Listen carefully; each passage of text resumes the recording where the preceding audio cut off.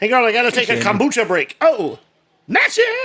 I love kombucha. Do you love Get your kombucha? kombucha? I really do, yeah. What exactly is kombucha? Is that the fermented stuff? Or is that a banana that's been in a bad neighborhood? It's fermented. It's supposed to be good for you. You're not supposed to drink it every day, I don't think. Like, okay, it is supposed to be. It could have adverse side effects if you just continually drink it. But really? Yeah. Oh, like too much McRib? There's no such thing. There's no such thing as that. No, there is not. The same at all. Welcome to our show. It is called, are you ready? What's it called, Matches? NOMS podcast. Woo! Which stands for Nerding Out with and me, Shannon Michelle Geller. Oh. No? Wrong show? And Shannon as Roy. That's right. Welcome to NOMS. I got a question for you. Since NOMS is the podcast that we talk about movies a lot and we talk about great actors, who do you think has some of the best voices in movie and television? And I'm not just talking like being a good actor, but their voice is like so commanding and striking that when you hear it, you're like, I am in. You know, they could do animation, live action. I gotcha. I don't know, like just off the top of my head, we talked about Steven Tobolowsky recently. And I think he has a wonderful voice for acting and things. I don't think he commands, you know, he's not like commanding or whatever, but like I think he has a really solid voice for doing everything he does. It's neat. Nice. Yeah. I would say definitely, you'll probably agree with me, Mr. James Earl Jones. Oh yeah, for James sure. Earl Jones. Yeah. I mean, he's two of the most iconic figures in films. You know, he's Mufasa from Star Wars and Darth Vader from The Lion King. Both owned by Disney. You got that exactly right. Yeah. Thank you, TM Inc. You know, and then you got people like who can narrate anything, like Morgan Freeman. You know, I was going to say Morgan Freeman. Yeah, there's so many jokes about him narrating lives. Like it's true. Yeah, like in Coming to America 2. Did you see that? Oh, I didn't see it yet. No, I need to. No spoilers, but James Earl Jones wants to have a funeral before he dies because he wants everyone to honor him. The King. I've been spoiled on that already. It's fine. Oh, okay. And he has Morgan Freeman, and I think In Vogue show up. They're singing, "What a man! What a man! What a man!" That's interesting. I love that. And Morgan Freeman's like, after Joffrey died, no one ever did anything. No. It's so great. That's so cute. I'll tell you about voices. Did you ever see the movie Mike and Dave Need Wedding Dates? Was it Mike and Dave or Sam and Dave or Dave and JoJo? It had Zac Efron and the guy from Workaholics, whose name I sometimes forget, and then I know Adam. I haven't seen that at all, I guess. Oh, no. It's Adam something from Workaholics and Zac Efron. Yeah. Oh, yeah. I know that guy. Yeah. Okay. Well, it's based on a semi-true story about these two, like, rich kind of, and they're nice guys. They're not losers. They're nice guys, but they're kind of idiots. And they are looking for dates for their sister's wedding. So they advertise for it. You know, they put out an ad and they're like Mike and I can't remember the names now. If it's Mike and Dave, they need wedding dates. So who applies but Aubrey Plaza and lovely girl from Pitch Perfect. Why is my brain blank today? She's Princess Pop. Come on, you know, Pitch Perfect. Oh, Anna Kendrick. Anna Kendrick, yes. So Anna Kendrick and Aubrey Plaza play like these. Anna Kendrick? I think it depends on where you're from. Yeah. Okay. But they play these two wild girls, okay, that take their dates. Here's the thing. So me and the wife were watching it years ago, like a year after it came out. It is very R-rated, and it's very funny. But I wanted to pause it whenever Groot came in the room. Because I didn't want Groot hearing Grumpy Cat and Princess Poppy from Trolls saying the F word and talking about sex. I thought that might mess him up. Yeah, it might. He was still kind of young then. But speaking of voices, I tell you who has one of the greatest voices along with James Earl Jones. That would be Mr. Malcolm McDowell. Oh, yeah, Malcolm for sure. McDowell. He's spot on in everything he does. This guy, he's very, very commanding. In fact, you may not remember the South Park episode where he read, Great Expectations starring Pip? And he began the show with, hello, I'm a British person. And his voice is so good, right? Because there's this sinisterness to it sometimes, and this sarcasm. Like, it's got an edge, and it's got a good going into right? it, yeah. It's like he's always in Clockwork Orange mode, like, oh, I was cured, all right, you know? Yeah. Oh, no. Quick side story. I don't know if I ever told you this. I sort of met him, but I'm still not 110% sure. Really? Me and the wife and the kids, me and Rocket and Groot and the wife and the mother-in-law, we were in Biloxi. First beach the kids had ever been to, and we were having a good time. And we go to the elevator of our hotel, and out steps this gray-haired little old guy carrying a bag, and I opened the door for him, and he goes, "Thank you." And the guy in the elevator says, "You know who that was, right?" And I'm like, "No," because I just glanced at him. He goes, that was Malcolm McDowell. And I'm like, "The actor?" And he goes, "Yeah, that was Malcolm McDowell." And I'm like, What? And I never could prove it because he walked off, but that guy said it was. I didn't why hear was a British. He there? What was going on? I don't know. He was there in Biloxi. Maybe he was filming a film. I don't know. Maybe. When was that? This was 2013. Oh, okay. Yeah, so he may have been vacationing, but he just, and I didn't really hear a British accent, but all he said was, "Thank you," and I was like, "You're welcome, sir." Oh, wow. Had I known it was him, I'd have, Well, what'd you say? That's pretty cool. It is. I just said it's cool. Had I known it was him, I'd be like, "Caligula!" Oh. And I would have told Groot because Groot loved the old Superman show from the 90s, and he voiced Metallo on there, if you remember. I don't know if you Really? did.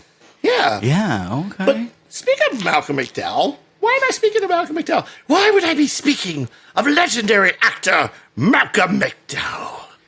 Because he's in this week's movie. What? Is he the star of this week's movie? He's the star of this week's movie, Shannon. And you know what? Mm-hmm. He is fabulous. Oh, he is. He can be really good in awful films. That's right. And really, really good films. And really good films. I have seen him in both, actually. Yes. I've seen him in Straight to Video, and I've seen him in Oscar winners. Wow. Malcolm McDowell's great. Wow. This movie, let's call it what it is. What is this week's movie, Matches? We had to do it sometime. This week's movie is Tank Girl. Tank Girl. Girl Riding a power. tank. Big old guns. Riding a tank. Tank Girl in the desert. With the comedy I love Tank Girl. stylings of Lori Petty. Tank Girl started as a comic book That's true. by two gentlemen. Yes. One, the writer. Two, the artist. And we know him as Jamie. We know him as names? Jamie Hewlett now. Oh, I sorry, know one say of it his names is Jamie Hewlett. I talked over you. Go ahead. Jamie Hewlett was one It's of them. okay. Yes. Yeah, Jamie Hewlett, who is actually the artist behind the Gorillaz. Yes. He is one of. Would you say he's one of the creators, like him and Damon Albarn from Blur? They're co-creators because he's the writer and the singer and the whatever, and he's the artist. Yeah, yeah. He comes up with the visuals, band. right?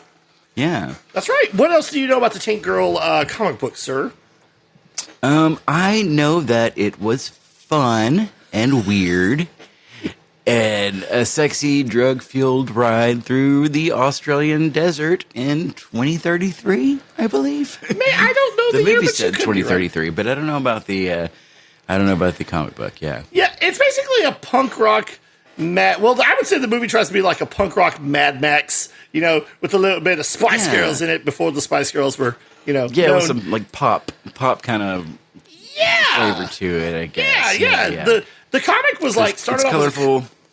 Very colorful, very colorful. Started off as a comic strip, and then it got released in a few volumes, a few issues here. It was never an ongoing, but it was always 4 or 6 issues in a collected, that kind of thing. I have to tell you a description of Tank Girl's character here. Let me see. I've got it right here on the. Okay, here we go.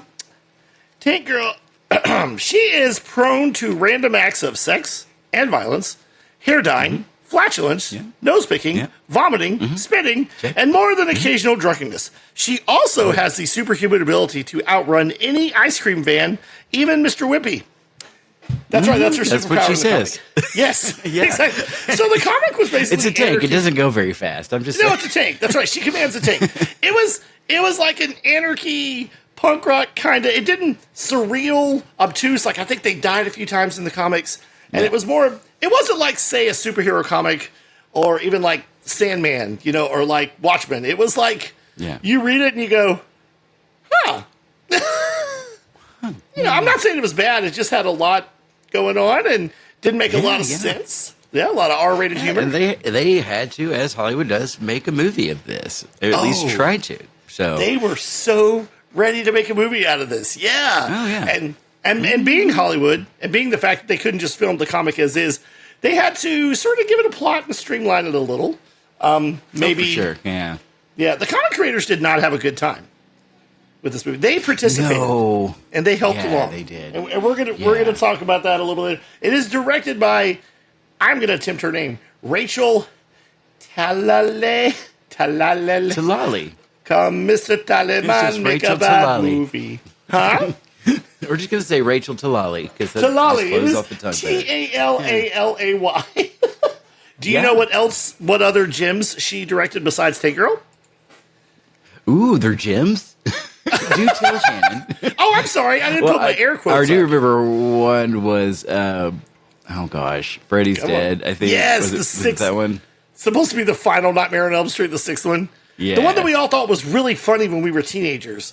And then we watched it as adults and go, this does not flow well.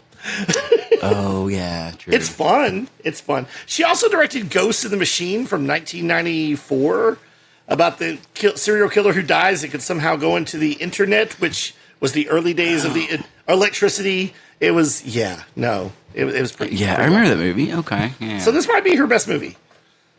yeah, probably so. Yeah. She only directed 4. Yeah, did a lot of TV Yeah, work. and I know a lot of people didn't like this movie. A lot of people do like this movie. You know, it's the 90s. It's the grunge movement. It's the pop side of that too. It's And I get it, because I was excited to see this movie, because I was like, I knew it was going to be like, stick it to the man, punk rock sensibilities, like, don't take anything too seriously, and like, throw a grenade into your little plastic world kind of thing. And I'm going to save all my opinions about the movie till after the review. And who is giving this review? Well, our favorites, Siskel and Ebert, will be giving their review today. Speaking of punk rock anarchy. But yeah, let's go ahead and get into the movie, I guess. Our intro's over, right? Oh, yeah. Wait. We got to wait for that sound. Ready? 3, 2, 7, 2, 1, 5 and a half. There it is. Put the tape in the VCR. That's awesome. I love that sound. Sometimes I make that sound in my head as I'm doing things like making a sandwich. Do. Really? Yeah. I bet. Oh, Yeah. can I just say on a side note, my lovely daughter Rocket, one night I was at work at another place. I have lots of little jobs. And she was like, Mom, I'm hungry. And my wife said, oh, well, what do you want? She goes, I want a sandwich, but I'm going to wait till Dad comes home because he makes the best sandwiches. Really? Yes. All I do is put meat and a smattering of maybe shredded cheese or a whole slice and bread, and I heat it up for a few minutes. She doesn't like any condiments. Yeah. Try a little salt and pepper. No. That, like Subway does? She doesn't like it. No, Subway, she loves Subway, but she only wants turkey and bread and cheese. Huh. Nothing else. No veggies, no condiments. No. That's how she likes it. Okay. Interesting. Yeah, and my son, when he was, There's no mayonnaise? No mayonnaise? No. She does not do sauce. My wife doesn't do a lot of sauce either. She eats her burgers plain. I know. Huh. But that means dry. Yeah, it does mean dry. I don't Baby, get it. that means it's dry. I don't get it. Baby, that chicken is dry. It's dry. But anyway, I don't know what else to say. But she says I make the best sandwiches, so who am I to argue? I think it's sweet. My wife's the actual cook. But speaking of cooking, this here conglomeration was cooked up, released in 1995. And speaking of, there were too many cooks in the kitchen in this movie, weren't there? Do you know what I'm referring to? Yes. Okay. Tell the class. Show your work. Well, it's one of those everyone had to dip their own little pin into. The studio, yes, at the end, literally ripped it from them and edited and chopped. They mutilated my girl. They heard it. They took over an hour of footage out of the movie. Yeah. And that's just the things that they remembered to film, because there were some things they forgot to film, and that's why you have animated sequences, not because it flows, which I thought it flowed really well, but because they forgot to animate or actually film certain parts. Yeah, or certain parts they did film and the studio cut them and said animate. Like fill it in. Yeah, I actually heard a quote years ago saying that the director said we basically handed them an unfinished movie. Like they didn't have it all together. And that's kind of that's how I felt watching the film. I was like, I'm justified. No, but I think what you're seeing is the aftermath of the studio, just chopping it to bits. I don't know. I thought about that reading into this film. I was like, maybe this movie, I would have liked it better had the studio not interfered so much. But, and there's a whole person arc in this. I think her name was Subgirl that shows up once, and then you just never see her again. It's what? Right, but there were scenes where she was supposed to come in at the end and help save the day and fight the good fight, the bad guys. It was originally supposed. You know who the actress was going to be? I do, but I want you to tell the world. My favorite. Oh yeah, Björk. Do you mean Bjork? Björk. Björk. It's more like Björk. Yeah, we've been saying it wrong. We've been saying it wrong for years. So it's not more Bjork? like no. It's more like Björk or something like that. Like we've been wrong. If you complain one more time, you know what you're going to mean. That's right. Oh, we get that song in here too, and it's fabulous. It is. Yeah. Apparently, she bowed out at the last minute. I don't know why. Do you know why? Yeah. I don't know, but you know who took her place? I do. Ann Cusack. Yeah. The sister of Joan. Yeah, and Joan. Yeah. And I had seen her and stuff. I can't think of what it was. I forgot she was in the movie. Like you said, literally, she's in it for like 5 minutes, maybe less. And she was supposed to have a bigger part because they don't even name her, but she's Subgirl. She's like in there for 30 seconds. And then is it shorter than that? It's very short. Like, you would be surprised. Let's see. Yeah, there was a whole lot of cutting and pasting in this movie, which is probably why, like I said, I'll tell all my reasons why I don't love the movie. And just so you know, in case you're just now tuning in, Matches loves this movie. I do not. I absolutely love this movie. I hate this movie. I don't see why you don't like it. I watched it this weekend. I think it not only holds up well, I think I liked it better than I did 30 years ago. It was critically panned by most critics and a box office bomb, but it has, as many films have in their later day, whether deservedly or not, it has become a cult classic. So there are people who love this. And Lori Petty oh, go ahead. The only complaint I have about the whole movie is Lori Petty. I love those one-liners, those zingers, like you're putting it to the man. You're an action star, but that is literally all we get from her the entire movie. That is it. She's literally Bugs Bunny the entire time. She is. It's like anarchy, as a woman. Yeah. Yeah. Someone diagnosed her as having, I don't know what kind of disorder it was, but basically where you're like unaffected by anything. And I can't describe it, but it made sense. She has a quip for literally everything. But I think the quips are good. I think her lines are good. When she grabs that guy's gun, she's like, mine, and just keeps walking. I love it every time. Well, you don't for people. It's okay. I want to talk about this after, but I'll set it up for those of you who don't know. It's many years after a comet, right, or a meteor has hit the Earth. Yeah, this is set in 2033, mind you. Ooh, we got not 8 years even to a go. decade away from here. Yeah. No, every time I watch a future movie, I'm like, that was 2 years ago. Yeah. Oh crap! Like 2015 for Back to the Future, But we busted through that one. Yeah. Totally. I still want my clothes that fit themselves. That way, I'd never have to buy anything else. I'd love that, especially now. There's more of me to love. But yeah, so it's post-apocalyptic, and the big thing that's a shortage of is water. There's hardly any water, and the water is hoarded. And this is an idea about the movie that I loved. I'm going to tell you what I did love about the movie. This is one of the things. The fact that the Department of Water and Power were the evil, they were the bad guys. They were the evil conglomerate. Yeah. They controlled the water. Well, it's the only thing left in the world, the only resource left in the world. So, of course, someone's going to seize that power. Yeah. It's pretty, it's timely even today. I'm just going to say. Like in Mad Max, it's fuel in Mad Max. It's gas. We want the fuel. Yeah. We want the aqua. Fuel, I'm just saying. It is fuel for the body. But quick question. So if water is scarce and people are getting it in small doses, if any, why does everyone look incredibly healthy in this film? Explain that to me. Well, they weren't gonna go full Christian Bale on this. You just have to. Yeah. Suspend your disbelief a little bit. Yeah. And I am not that guy who can't, because I love Armageddon, and I know that's totally based on real science. Get some oral people on that meteor, okay? I know. I suspend my belief for a lot of things. I think Signs by M. Night Shyamalan Ding Dong is still great. It's one of my favorite movies. But the aliens land on a planet that's 75% water, and they're allergic to water. Okay. Yeah, one, that's really, really dumb. And two, it's also genius. But yeah, exactly. At the same time. I just know watching it with my mom the first time in the theater, she was like, get him! Get him! Oh, wow, that's funny. Yeah.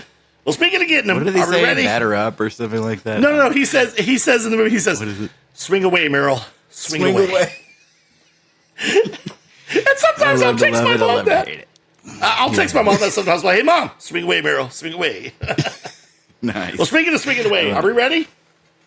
This is the worst of 95. You can probably see that on the screen, which includes Judge Dredd, Showgirls, Waterworld, Tank Girl, Jury Duty. Jade. Oh, the Pauly Shore movie. And Jade, the sexual thriller with David Caruso. Yeah. Oh, my gosh, yeah. Jury Duty. You know what's funny? It was okay. It was watchable. I went to the theater to see it, and I did not laugh like I did in Encino Man. No.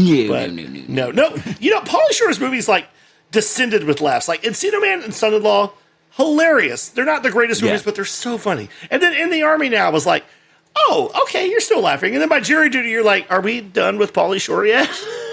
Oh, yeah. I'll never forget Norm Macdonald on Conan or something, where they're talking to the female lead of chairman of the board. Courtney Thorne-Smith, right? Yeah, that's it. Yeah. And he's just making fun of them the whole time because it's a Carrot Top movie. Wait, a Carrot Top movie. Yeah. And he's so good. What is it? It's like, she goes, oh, the name is chairman of the board. And Conan goes, I'd like to see you make something out of that. And he goes, board is B-O-R-E-D. You know, funny. That was an awful movie too. So. Yeah, that's true. But I actually think Carrot Top's funny. Anywho, let's go to the comedy stylings. Let's get to our boys. Terrific, and we'll sing a hymn together. Oh, I'd love to hear that. My choice in the stupid superhero category is Tank Girl, which stars the usually effective Lori Petty in a bizarre futuristic fantasy about a desert world where Tank Girl lives outside the system and encounters the kangaroo-like mercenaries called the Rippers. Like, what are you doing here? It's true what they say about guys with big shoes. Yeah? He asked you a question, answer it. Hey, I have 2 words for you. Brush your teeth! I think the problem with both Judge Dredd and Tank Girl was that they devoted all of their attention to the special effects and not enough to the characters and the story. I'm repeating myself. It's like a broken record. Yeah. They build these amazingly wonderful, beautiful sets. It all looks like, a real world out there. Yeah. And into that world, they put nothing. Agreed. No ideas, no characterization, no motivation, no witty dialogue, nothing. We've said the titles. We don't want to give them any more screen time. Coming up next, more turkeys. So did they like it? No, not in the least bit. I'm very disappointed because watching it, I had no complaints. I had a good time going through the wasteland with, it's like our female version of Ash from The Evil Dead. Oh my gosh. Wait, there we go. Okay, I got it. Matches? Yeah, there we go. Matches? I love you to the end of time. You know that. You're my guy. I love you. Don't ever say that comparison again. You think Tank Girl is Ash from Evil Dead? Yeah, for women everywhere, women were empowered by this movie, and I think that maybe you just hate women. Oh, don't you even dare start that with me. Shannon. No. Oh, the shame. Don't you dare. Because I love Showgirls. No, I'm just kidding. That movie has woman power. No, I love a good female protagonist. In fact, okay, we're going to talk about why I don't like this movie. And can I say something real quick? I love you, like I said. But I think sometime around 2002, 2003, we was hanging out at the Applebee's or something, like we used to do at the Bees. And of course. We mentioned Tank Girl. And I mentioned about how I just did not like the movie, and I was so disappointed. And you, and I mean this with love, you could not believe it to the point where you were not kidding. You go like this. You go, Shannon, you're wrong. You know who loves it? Everyone.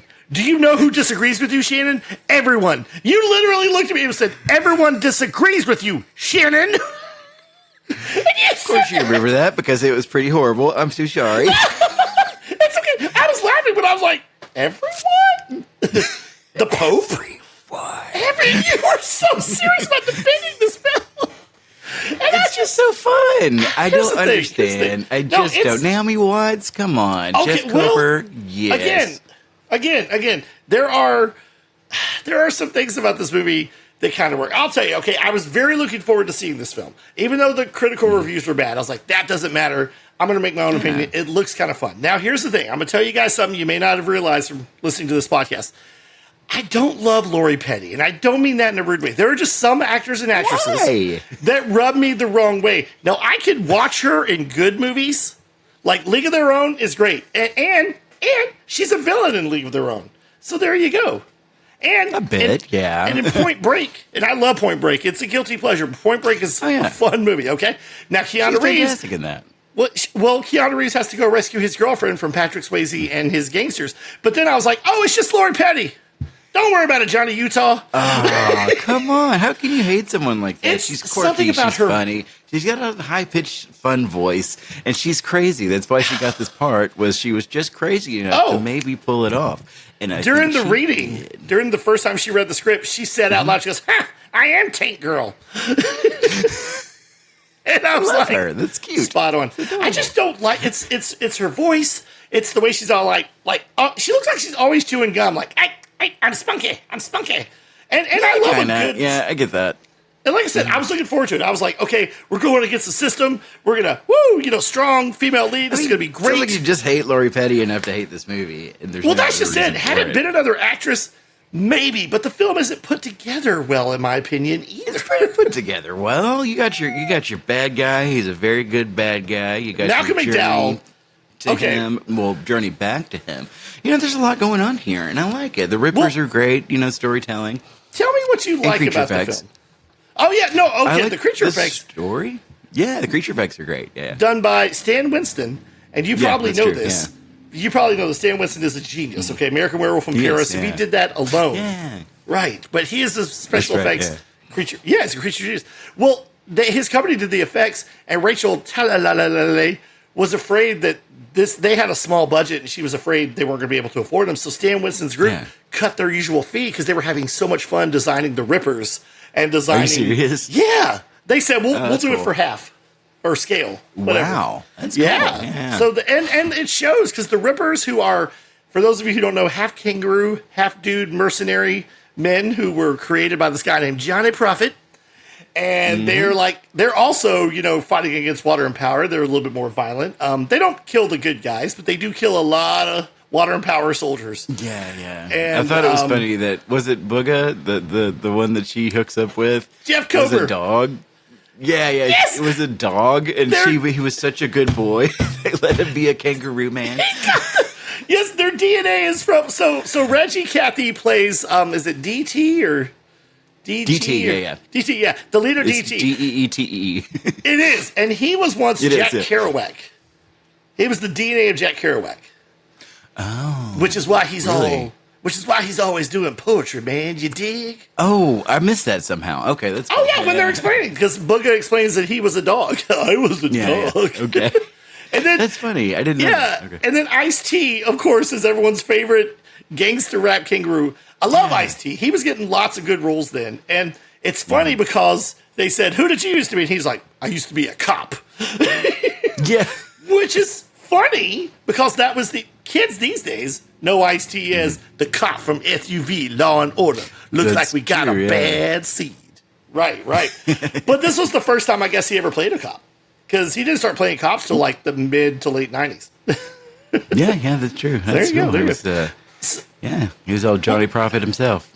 That's right. Well, tell me what you love about this movie, and then I'll go into the things I like and the things I don't like. Honestly, the script is solid, I think. It's really good from start to finish. You get some kind of wonderful Wizard of Oz type movie in the outback during Armageddon, I guess. Oh, yeah. It is set in Australia for those who, Yeah. And I think it just flows for me. I think it's funny. I like at the beginning where they get, where she's captured and she goes to see Jet Girl, who is Naomi Watts. Yes. And she's up under the stall or whatever she's in. And she's like, it's been swell, but the swelling's gone down. Let's leave. She says stuff like that. Lori Petty is a human cartoon in this movie, yes. She is. She's Bugs Bunny, I'm telling you. Yeah. Well, what else do you love about the movie? Let's see. The note I have here, and this is the only note I took, was Sam. Is that a little boy or a little girl? Sam is a girl because later in the film they find Sam, who's been captured by this giant brothel named Liquid Silver, which is, I'm going to go ahead and spoil that. That's actually one of the ideas I kind of liked, was the Liquid Silver thing, the look of it. And Sam, that's pretty cool. And they're going to make Sam, be a courtesan to Iggy Pop, of all people. A cameo by Iggy Pop. As a character. But luckily, she saved, because for some reason I missed why they even go there. Every time I watch this, I don't know why. Like, well, did they know she was there? I think they know she was there. No, they didn't. No? Did they? Did they? Did Subgirl tell him? Because Subgirl was there for a minute, then she was gone, and then they went to this place or something like that. I think she told him. She's like, "Are you looking for the girl?" or something like that. Because maybe so. Yeah. Okay. Yeah. But Liquid Silver has a cameo, a quick cameo by Dawn Robinson. If you don't know who that is, she to me was, now they were all four very fine and very talented, but to me she was the best singer and the best looking of In Vogue. Oh, yes, okay. She left in the mid-90s, making them a trio for many years. Oh, cool. Yeah. She did some solo stuff. Yeah, she did Lucy Pearl. I love the number in the middle of it. They do the Cole Porter number. Yes, she forces love. Ann Magnuson as the evil madam to sing "Birds Do It, Bees Do It." Before you know it, everyone's in it. They're doing a chorus line. All the men, all the ho dancers. Yep. Okay, what else do you like about the movie? Okay, let's see. I don't know. I like the ending. I love Malcolm McDowell, how evil he is, but also how silly he is, because he'll have a little water pistol and go, skirt, skirt, Yes. But then he'll all of a sudden turn around and kill one of his guys, Yes. Oh, let's talk about that. That is one of the things I love. One of the weapons he has, because, water's a commodity, and water's very scarce. So he has this, what would you call it, like a pump, kind of, maybe? Yeah, it's like this, there is a... Not a knife. What do you call those things? It's not a pump, but it's like a... I've seen them in hospitals and stuff, but this one enlarges or whatever. I could ask my wife. She's a nurse. Yeah, that's right. And he stabs people in the back because how much percentage are we made of water? We're a good percentage of water. 75% or something, like a lot. Yeah. Maybe more. So anyone who disappoints him or any enemy, he'll stab him in the back with that thing literally, and water will pump up and you'll have enough for I don't know. It's a great effect because you see the blood come up at the bottom and then it comes out as like pure water at the end. And the plastic starts, building up like... Burp, burp, burp, burp, burp. He's such a bad guy because he just wastes it. He knows he has so much of it. They have fountains inside the water and power. Exactly. And like you said, he's using it. And they can't even give the prisoners showers. They do the little the powdery stuff or whatever that comes down to shower them. Yeah, because at the beginning, he's a bad man.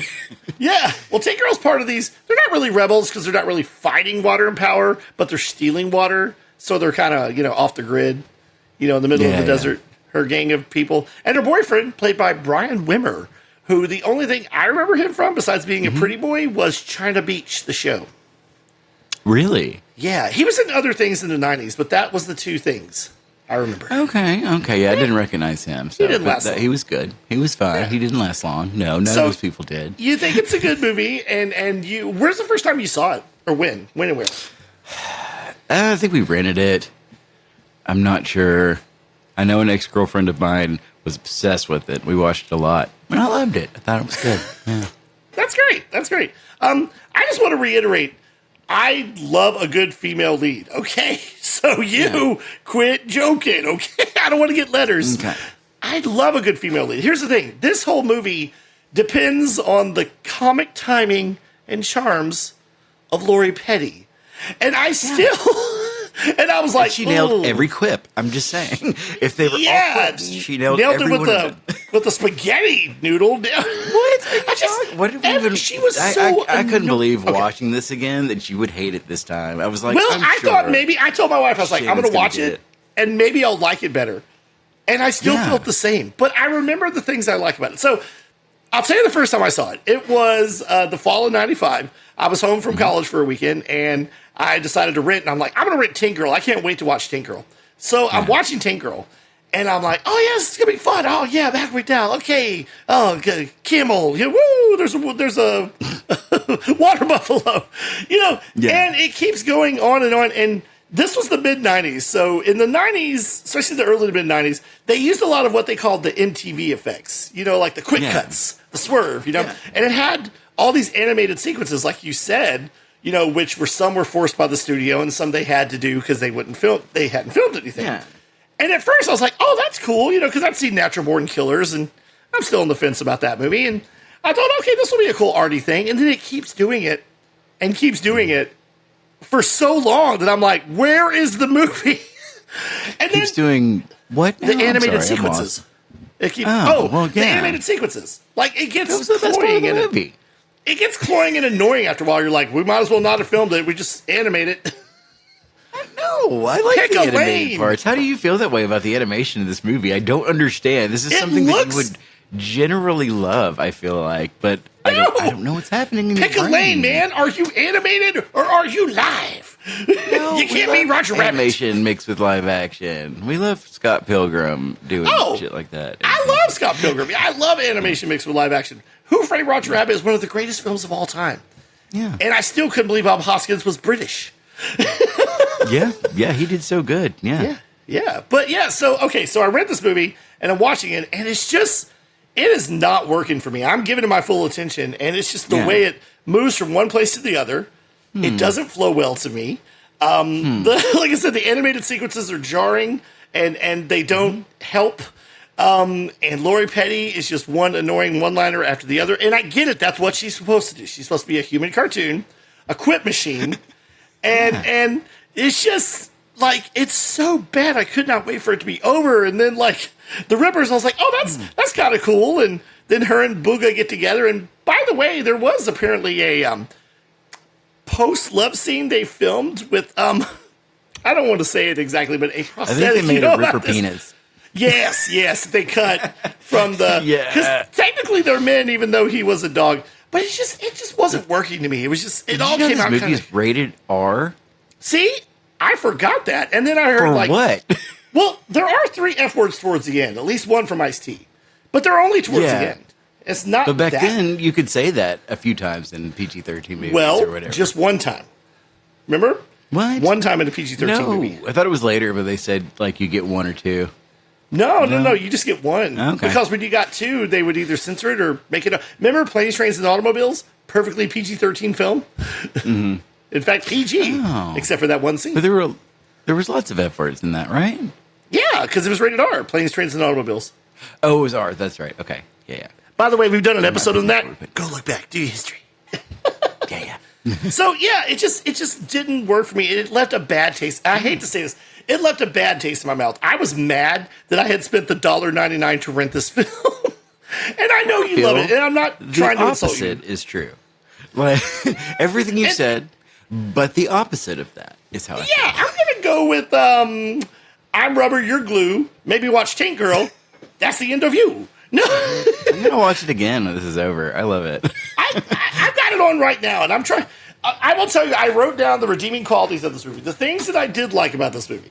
I did like the soundtrack, of course. As every mid-'90s to early 2000s movie that may have been awful or may have been good, it had to have a rockin' soundtrack, even bad movies had good soundtracks back in those days. You know that. Yeah, but it's a good movie with a good soundtrack, I'm just saying. Well, it's a good soundtrack. Courtney Love, assembled all the artists and the songs together. And I'm not a Courtney Love fan, but you can tell she left a good thing on it. The opening title sequence is Devo singing their classic, The Girl You Want. Do you know the story behind that version, though? No. Okay. Don't. Well, Soundgarden had covered it a few years before. And can you imagine Soundgarden? She's just a girl, the guy you want. That's pretty weird, yeah. That's my Chris Cornell. I can do it better. Rest in peace, by the way. It was good. Love Chris Cornell. He sounds like he swallowed a stadium when he was little. His voice is just so operatic.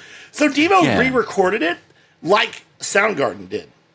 So they did a newer Soundgarden version of The Girl You Want. And that's what we heard in Tank Girl? That is what we heard in Tank Girl. You've also got Joan Jett singing Let's Fall in Love, Let's Do It.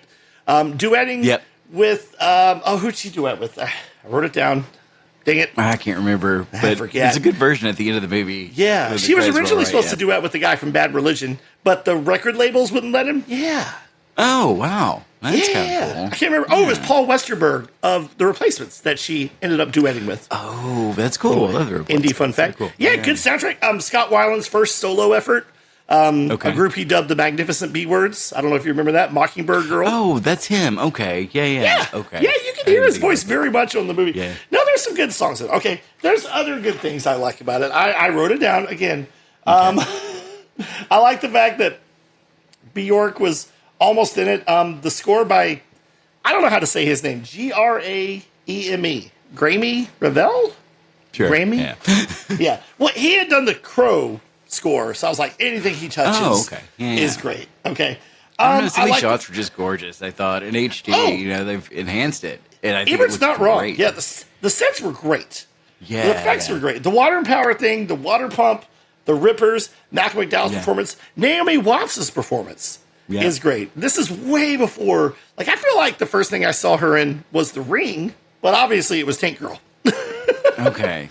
So if they've gotten Madonna with her British accent back in the day doing this one, I think you would have liked it better. Is that right? Oh, doing Tank Girl? Wait, were they going to cast Madonna? No, but they could have. Well, do you know who did audition apparently, but it was just a publicity stunt? Jerry Halliwell and Victoria Beckham from the Spice I heard about Girls. that.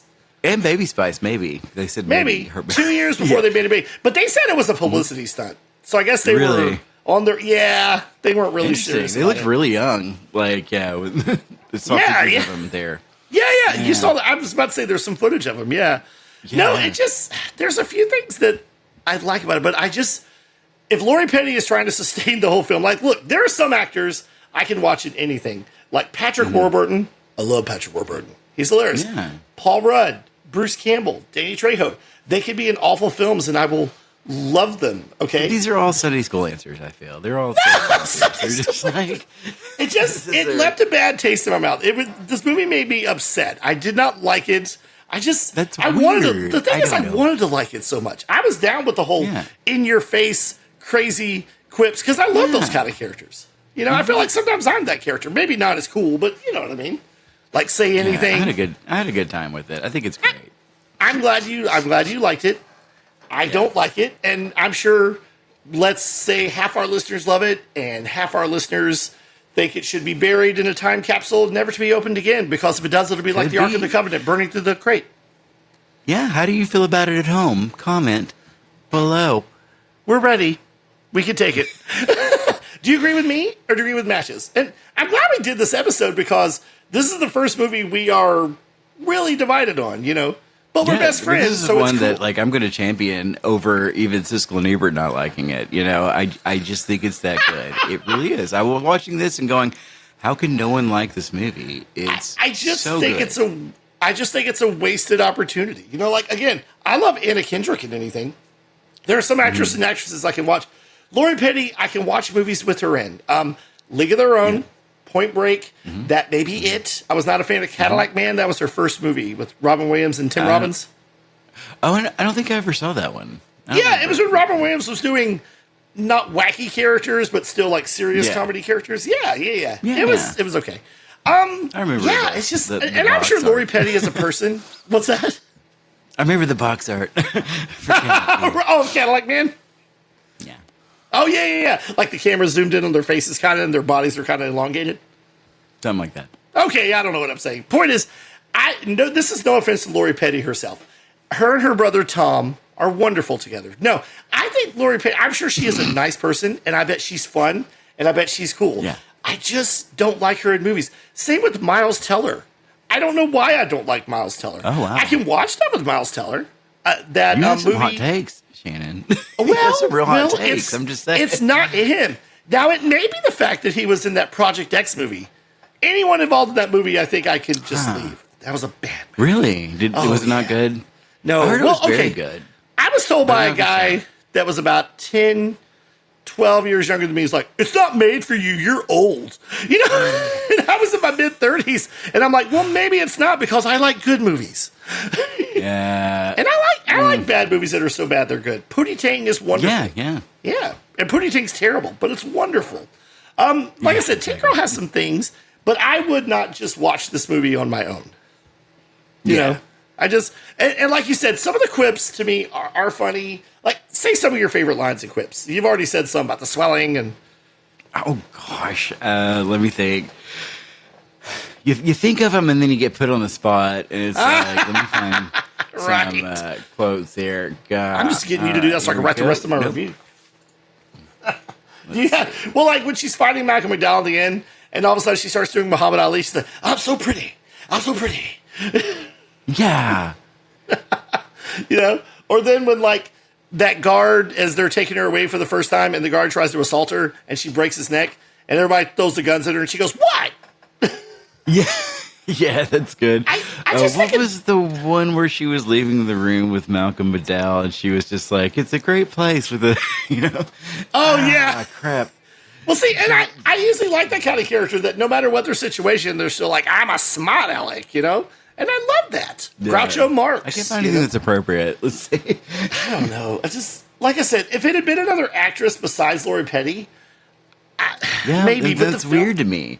But I also don't think the film is put together well. And I know you do. I just don't. I don't think it works. Maybe I think part of its charm is that it's not put together well, but I don't see it because I think that's like part of it. It's a punk movie, you know, pop kind of movie, I guess. And punk is relative, you know, you either love it or hate it, you know, whatever, you know. Yeah. Anarchy in the UK. And I love it. I just love it. But we got to give this a review. So Yes, we do. Yes, we do. Are you ready? No. I can never be ready. Vamp, baby, vamp.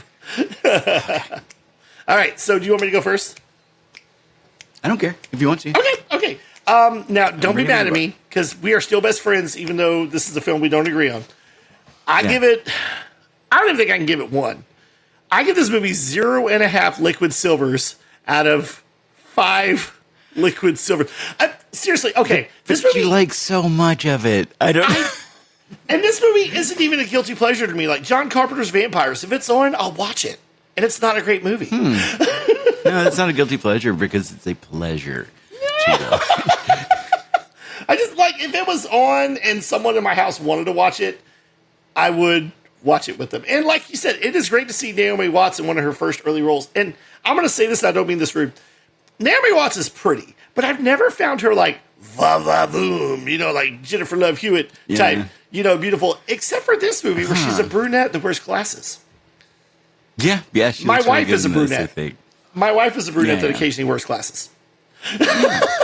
Yeah. I do prefer the brunette from time to time. No. Yeah, it's nice. And the glasses. I like the glasses. So that's my rating on it. Matches? Tell us what you think. Okay, I'm going to give this 5. Are you a little boy or little girls? Out of 5. Sam is a girl. Sam is a girl. Okay. Am I wrong that she looks like a clone of... Well, she looks like a clone of Newt from Aliens. Am I wrong? Dude, that's what I was thinking too. It's definitely not her, but I was like, that is Newt. Right. Same haircut. A Newt character. Yeah. A Newt-esque character, yes. Mm-hmm. Oh, my gosh. But yeah, 5 out of 5. It's no notes. Literally no notes. I think it's a perfect movie. No notes. Oh, man. I just, like, you know, it's okay that I hate this movie and it's okay that you love this movie. I still think it's funny, though, that you were very perplexed years ago about why I hate this movie. And I even tried to explain. I was like, it's okay if you like it. I just don't. I don't think it's very good. And you were like, leave the table. No, you weren't. You didn't say that. It just doesn't make sense to me at all. It still doesn't. Well, can I do something on a side note, speaking of Applebee's? My daughter asked me one time when she was a little bit older, she goes, Daddy, why do you always eat your fries first? And I'm like, let me tell you a story about friendship. For those of you who don't know, I am best friends with Matches and his brother. And occasionally we would go out to eat together. Or just me and one of them. Well, here's the thing. We'd be sitting on opposite sides of the table. And it would be Chili's or Applebee's. And everything I ordered was probably with fries. Because I'm a fry guy. This body was built on fries. You can tell. Yeah. So I would eat my main course first. But then I noticed that Matches and his brother would take a fry off my plate. And take a fry off my plate and eat it. Even if you guys had fries. Which I was like, why are you guys doing? It's like if you'd have asked me, I'd have been fine with it. And you guys told me, you're like, at first we did it just because we were hungry. Now we're just doing it to mess with you. And I was never mad about it. You're getting a little like, what are you doing? What are you? I was. And I was never mad about it because we're best friends. I thought it was hilarious. But I was like, why are you eating my fries? So you eat your fries first and no one takes them from you, I guess. Because of that. Okay. You conditioned me. Wow. I always ate my fries first because I wanted to save the best for last. And that was like the burger that came with it, I mean, you're not wrong. You're not wrong. The fries are a nice opening act, though. You're like, wait a minute. I get to see Foo Fighters, but I also get to see Gwar. No, I'm just kidding. Well, as I've gotten older, I learned to enjoy them both together till the end, but, it's fine. Oh, you eat them together? No. Well, I mean, I'll take a bite of burger. I might throw a fry in there. Really? Nothing wrong with that. Yeah. See, I'm weird. I'm a one-at-a-time guy. In fact, I was the kid when I was a kid who, I didn't complain or ew, I'm not going to eat it. Did you not want your food to touch? I did. There's food that doesn't touch Matches. Mashed potatoes doesn't mix good with anything but gravy. No, that's not true. It goes good with peas and carrots and. Oh, what is wrong with you? What meat and what kind of preschool from Hades are you running? What are you serious? You could just mix up stuff in there. No, it's wonderful by itself. You put some gravy on it. I mean, it is. Haven't you ever had bangers and mash? Matches. This is a PG-13 show. There are kids listening. It's an Irish dish. Oh, I thought it was British. British dish or Irish, Scottish. It's over there. They have it too. I thought it was British. So in Ireland, they'll have Guinness gravy. So you'll have and I made some one night. It was fabulous. So you get some. The bangers are the sausages. Yes. And the mash is the mashed potatoes. So you put that in there with some Guinness gravy, and baby, you got a stew going. It's real good. And the one thing that does not do is waste your time. Because as we all know with Matches, your time is precious to him. Your time is precious to you. Well, ladies and gentlemen, that was What's next, Tank Girl. Oh, I'm glad you asked. Now's the time where Shannon sings a terrible, terrible song. Wait, can we go back to agreeing on down things? That way, buddy? Oh, can we go back to agreeing on things? That was hard. It's pretty easy. Love that movie, and you hate it. It's all good. My heart. I love you. I love Matches. I love you. And even though you and your brother took my fries sometimes as a joke, I still love you. Rocket think that's hilarious because you know what she'll do when she's sitting across the room? She'll, hey, Dad, I'm your best friend. She'll take my fries. I was like, are you little serious? Yes. That's amazing. You know what? I will say this. You guys conditioned me. It's not that I won't share my food. If you ask for some of my food, I will most likely share with you, okay? I'm not like Joey. Joey doesn't share food from friends. But But when I found out the hard way, when Groot was little, Groot eats what he wants and then stops and usually doesn't eat other people's food. Rocket would see me eating a sandwich, peel her little cute little to yourself over the table and go, what's that? One bite. Really? And yes, and she's adorable, but she would not just take a bite. She would elongate the jaw and be like, rah! Half of that sandwich. Are you serious?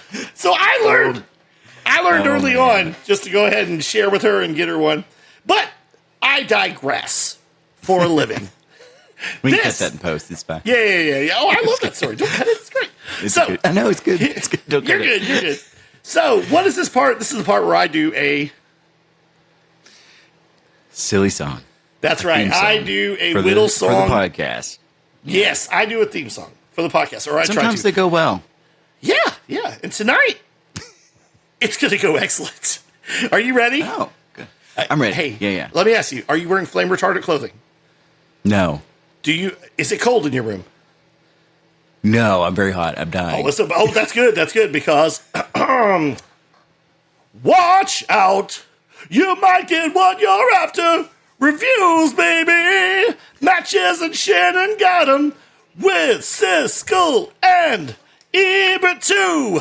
Nerding Down the House. Whoa. Podcast.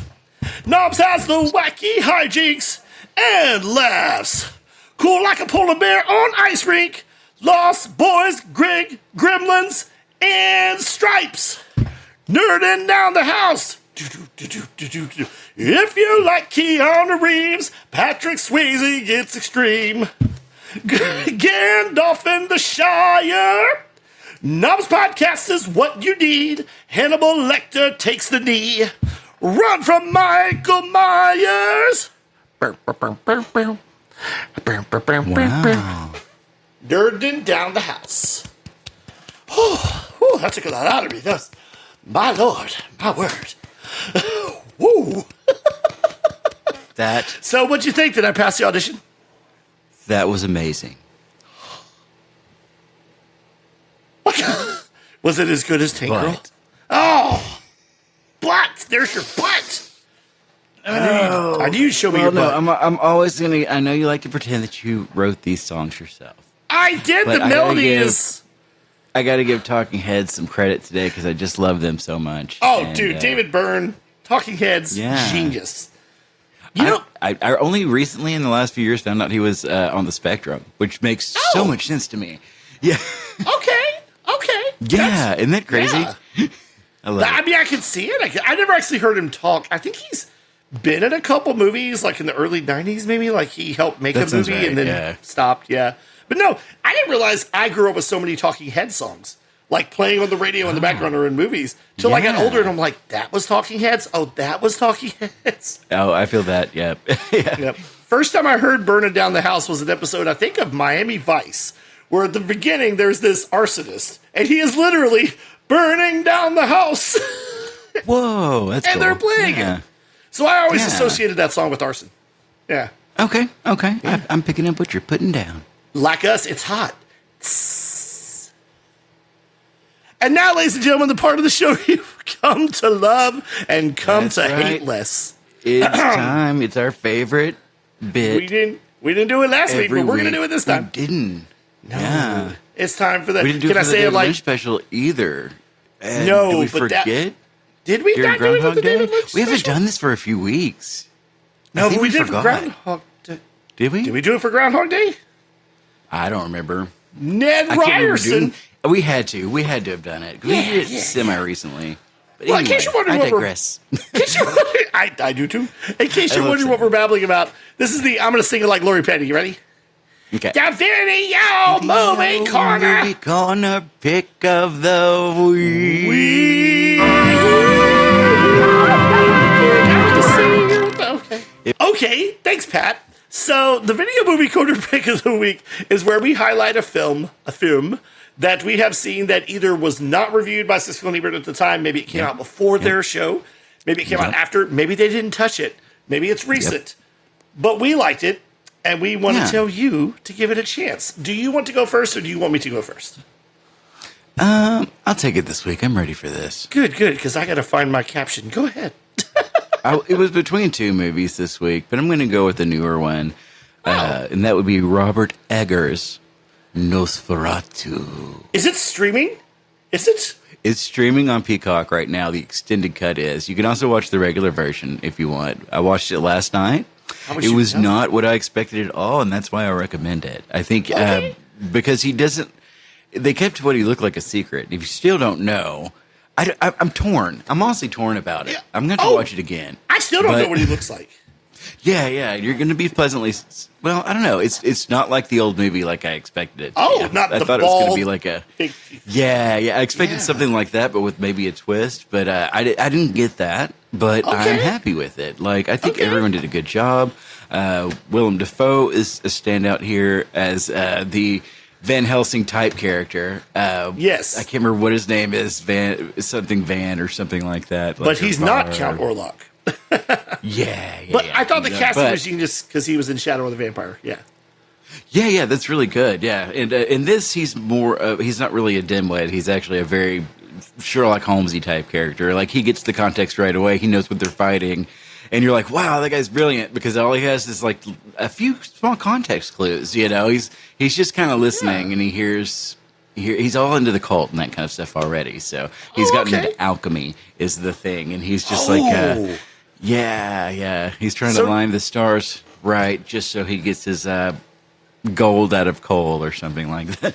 But I don't know. I'm just going to talk about like just random moments like that. I don't want to give anything away, but everyone in it was fantastic. Everyone played their part very well. Nicholas Hoult, of course, is a standout here. Yes. Tell them who played Nosferatu. Oh, we have the legend itself, the hulking Bill Skarsgård. Is he hulking? Is he a big guy? Oh yeah, the Skarsgårds are huge. He's like 6'5" on a bad day. Yeah. Is he? I thought he was shorter than his brother Alexander, who you may know from True Blood. He might be a little bit, but they're all huge. Like he's a giant. Okay, I never. He doesn't come across as the big one, but he apparently is enormous. Yeah. He's not the big Skarsgård. Yeah, but he did good. Yeah, they got the Romani people right. It's set just outside of Romania, I guess, and so so it was. I'm gonna recommend this. It was a fun time. I thought all of it was gonna be black and white, like the trailers, but there's some saturated color when you're not at night at the castle. Like at night at the castle, the colors just sucked from everything. Oh, that's cool. Okay, I think that was neat. Yeah. But I do recommend Robert Eggers. All of his stuff is good. The Northman wasn't my favorite. It was too big budget. Is that him? But it was fun. I liked it. Speaking of Skarsgårds, I still want to see exactly. That.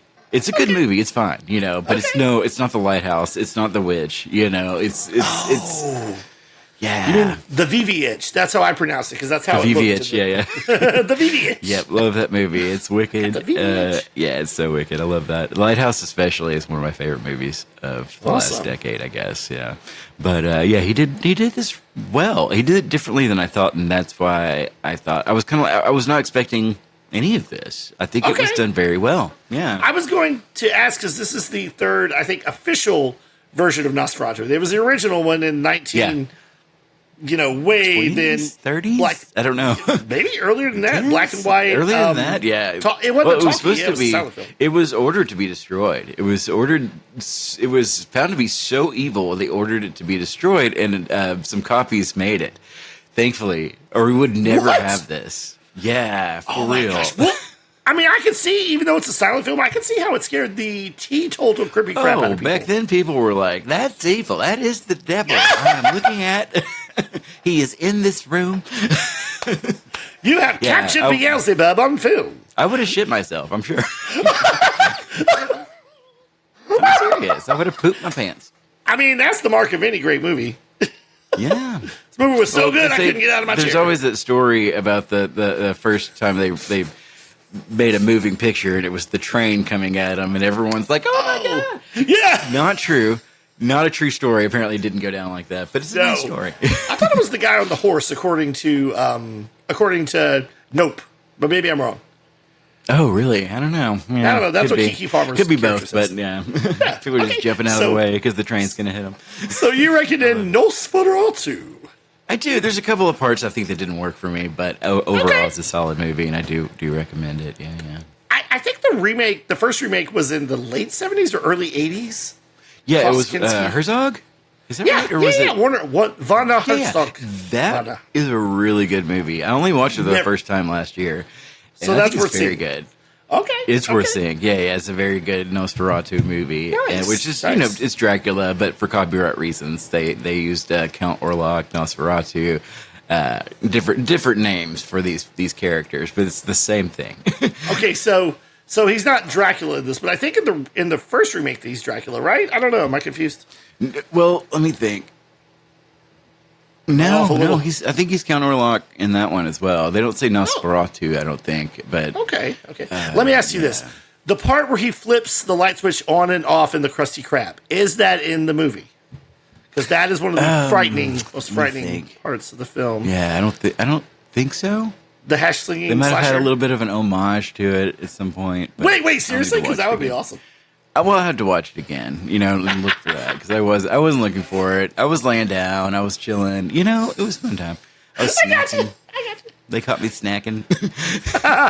You called me salty. So, I recommend it. It's streaming on Peacock right now, and you can just rent it wherever you rent. Nice. Digital media online. So, yeah, Okay. Shannon's turn.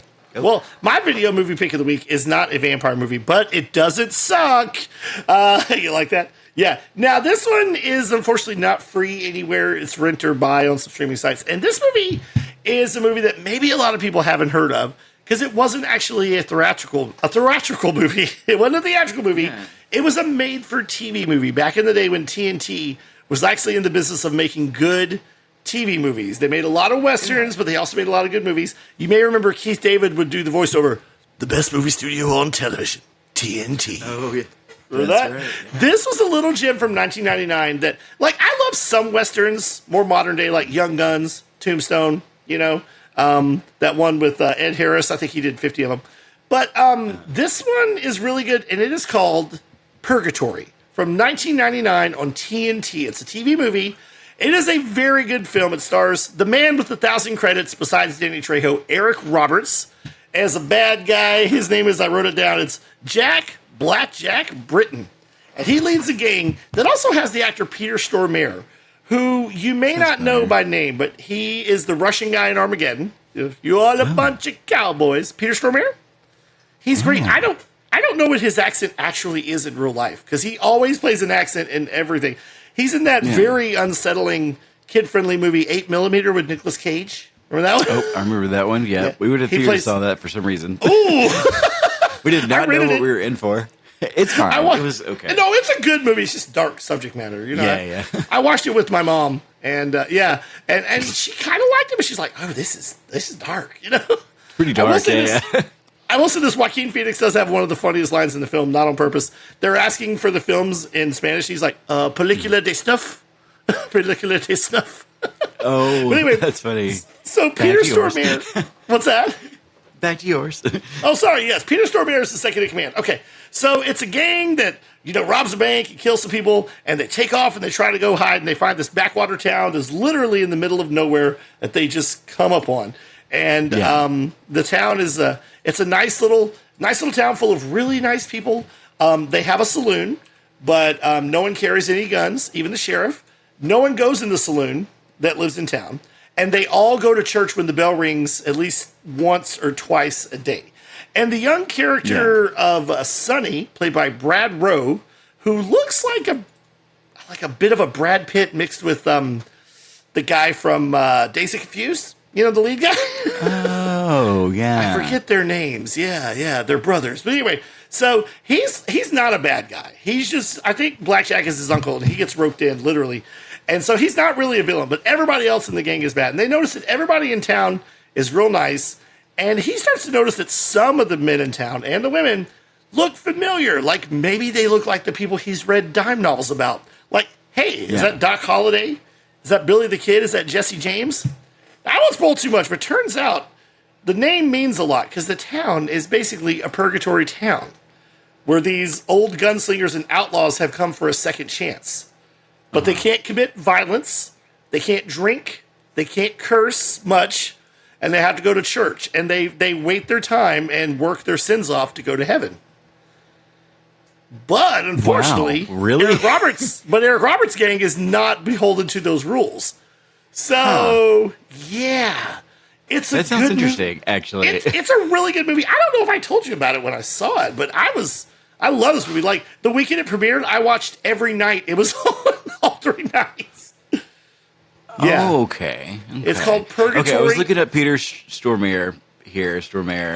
Yes. And he always plays the crazy Russian. He's the crazy Russian in Armageddon, but he's Swedish.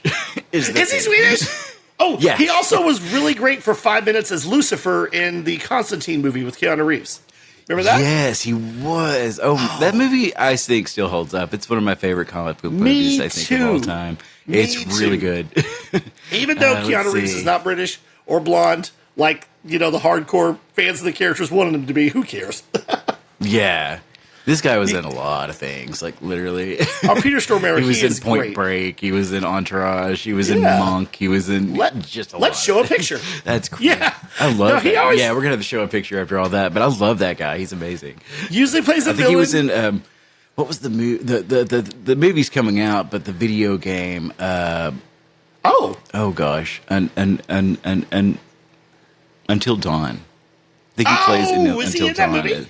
Yeah, because there's Hannah Panettiere, and then there's him and some other people in it, because they like to Really? get real Hannah Panettiere? actors to play the parts. Yeah, because you're basically just like pushing buttons when it says like something happens, and then you can save someone or someone dies, and then you can play the game over and over and over and have like different interactions with people. Different people will die, that kind of thing in those games. Okay. So it looks like the movie's going to be a Groundhog Day type film. So I'm excited about that. Yeah. Nice. Yeah. Groundhog Day meets death. Yeah, I do want to get the remastered Until Dawn and play that. That's a good game. Well, this movie also stars the legendary and in heaven now Sam Shepard, who was a playwright and an actor and never had great love teeth. Sam Shepard. Sam Shepard was great. Yeah, we read some of his plays in college, didn't we? Or yeah, and they did Buried Child. I remember Clay Montz got to play the lead. Was that Sam Shepard? I think so. I'm pretty sure. Yeah. I think that's before I came to your college. Yeah, because they were talking about how good he was in that play and how good the play was. Yeah, he was really good. Never acted again, I guess. I don't know. No, well, he did audition for the grandpa role that I ended up getting in The Apple Tree. Oh, did he? Or on Borrowed Time. On Borrowed Time. Yeah. Yeah. Might have been my Walter Brennan impression. But he was a good actor. I liked him. He was in Encore. Check. Oh, Randy Quaid is also in it. Before he was crazy. Yeah, okay. That sounds awesome. Can we watch that anywhere? Yes, Is it on Purgatory. something? You can rent it or buy it on various online services. You can probably find it on DVD and on Amazon. It's not going to be in stores. Probably not going to be at Walmart. That sounds like a good time, actually. You actually had a good pick this week. Yeah. Thanks, man. You did a really good pick. I'm going to go watch Nosferatu when I have 2 hours free.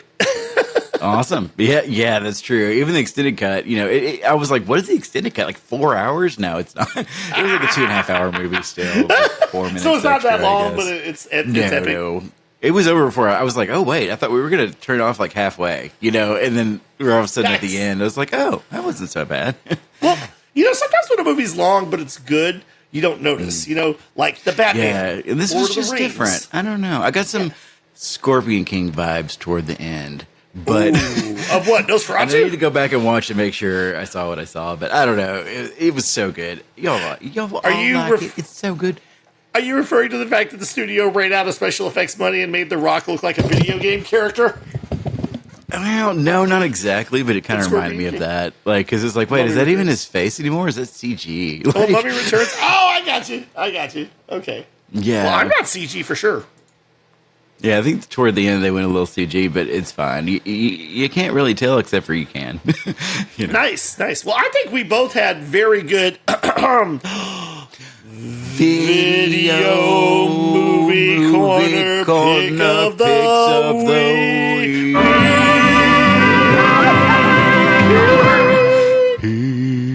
Okay. After these messages.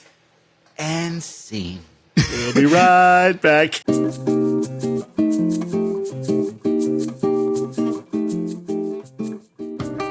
Oh, I'm so pretty. So pretty. Hey, Matches. How's it going? Oh, my God. You may know me as Shannon, but yeah, I found this sled. I'm Sled Boy.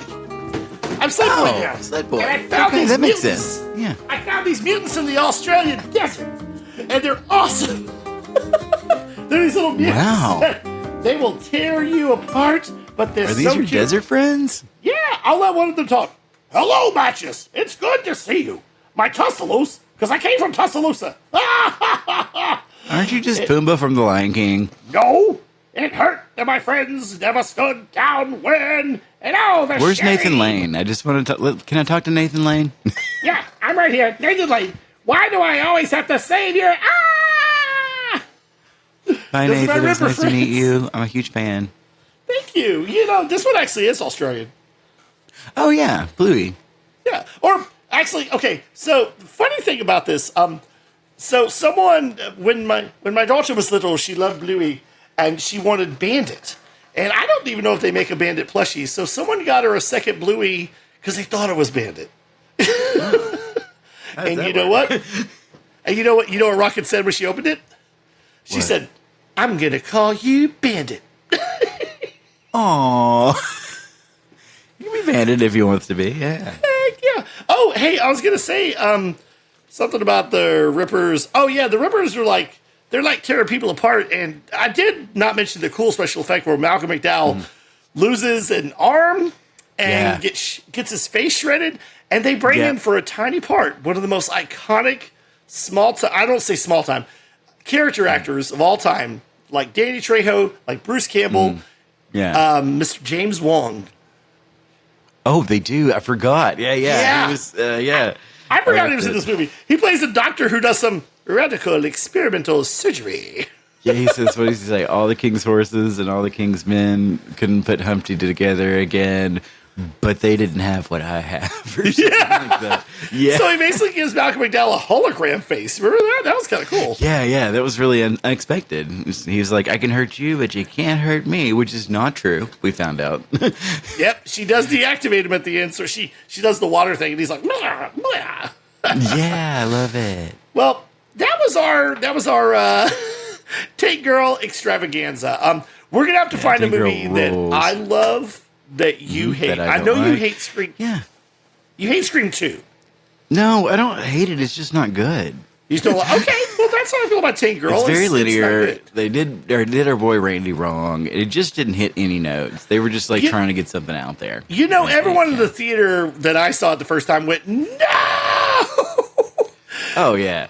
But more he wasn't than even that, going to be in it. He had to call around and say, am I in this thing? Oh, you told me that. Yeah. Yeah. And then later, as they did more sequels, they were trying to float the idea, well, maybe Randy got saved in surgery and has been in witness protection ever since. They thought about that for the third one.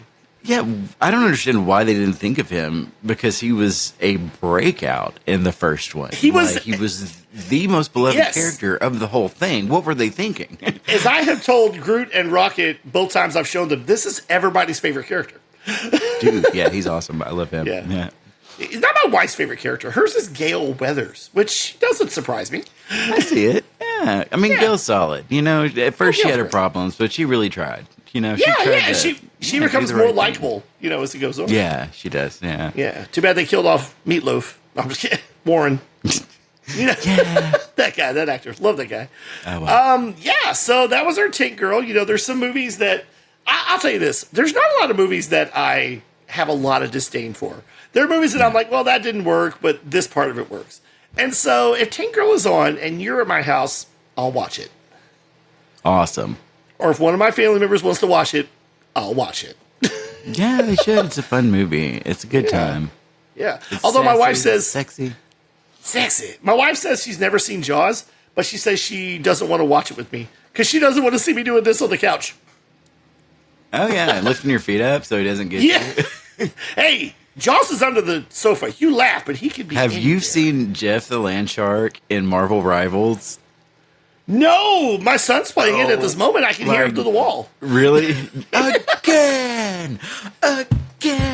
We do all this at work. A lot of people at work play it, and so we'll do their ultimates because we hear it over and over and over again. But Jeff the Land Shark goes into the land, and like he heals himself while he's like, you know, he'll still do that. Yeah, he's so good.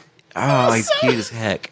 Yeah. Oh, watching Finding Nemo, I had to strengthen myself and say it's just animation. It's just animation. Bruce is not real. So, that's funny. That's a great connection, though. Like, you know, you probably know. I know you know the story because you're a film aficionado like I am. Steven Spielberg named the actual shark prop Bruce. You know, as you probably have heard. Oh yeah, I did hear that. Yeah, yeah, and Bruce, and according to my college roomie Jimbo, Bruce was his lawyer in real life. So, really? So he was a shark. Yeah, it was like an homage. And the funny thing is, so they named the shark in Finding Nemo Bruce as an homage. Bruce, yeah. You know? So I tell my wife when we're first dating, I was like, yeah. So you know they named the shark Bruce in Jaws, and because that's why they did it in Finding Nemo as an in joke. And she goes, the shark had a name? They called him Bruce? That doesn't sound very scary. And I was like, no, not in the movie. I can see her thinking here comes old Bruce. Oh, Brucey, what's wrong with you? Oh, nothing. I just thought I'd maybe bigger boat. Because Bruce is too big. Why don't you get out of that boat? Why don't you get out of that boat and come swim with me? I'm Bruce. No, Bruce. Well, speaking of taking a bite out of things, if you would like to Cut us down to size. Tell us how much you love us. Tell us how much you hate us. Tell us how much you love Match's sense of fashion. Oh, and Shannon's sense of muffins. Muffer. Don't you go near a balloon, as I used to tell my son, because you are looking sharp. That's right. That's right. But, anyway, you can contact us down below in the comment section, whether you're on Spotify, and I recommend listening on Spotify because it's free. You don't have to have Spotify Plus to listen, and you can see us if you want to, and you don't have to. That's also a plus, I think. You don't have to watch us. YouTube is free. Yeah. YouTube is free. You can watch it on YouTube. You can watch it on, or listen to it only on Apple Podcasts. If you'd rather not have this distracting you. Yeah, if you want to tell us how great we did or how bad we did, email us. Or if you want to see a movie from the later 80s, 90s, or early to mid 2000s, go ahead and email us at nomspodcast@gmail.com. Yeah, also if you probably just said this and my brain rebooted, if you've got suggestions of movies you'd like us to talk about. Yeah. We will do that. All that crap. Whatever you want to talk about. You having a bad night? Give us an email. We'll see what we can do. That's right. Well, that's been fun, but we have to go. That's right. It's been real. It's been fun. It's been real fun, and it's been swell, right? It's been swell, but the swelling's gone down. Let's get out. See you later, Lori Petty fans, and Kyle Petty, and Richard Petty, and Tom Petty, the whole Petty family.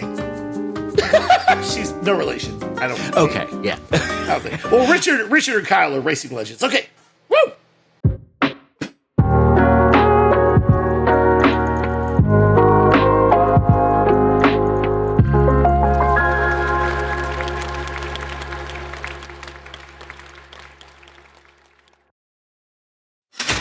Nom nom nom. Nom nom nom.